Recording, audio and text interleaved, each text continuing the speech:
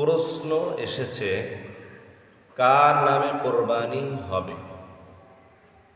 মূলত আল্লাহর নামে কোরবানি হবে, জবাই হবে আল্লাহর নামে।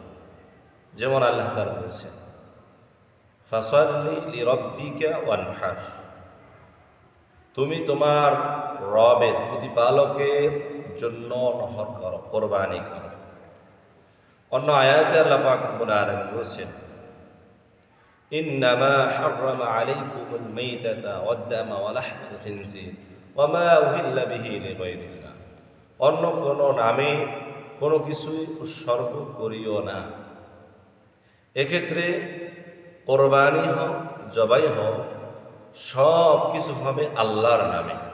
তবে রাসূল সাল্লাল্লাহু আলাইহি ওয়াসাল্লাম যখন কোরবানি করতেন তখন এমন বলতেন মুহাম্মাদের ছেলে মুহাম্মাদের নিকট থেকে এ কোরবানি, এমন বলা, অর্থাৎ কার পক্ষ থেকে কোরবানি সেটা বলা।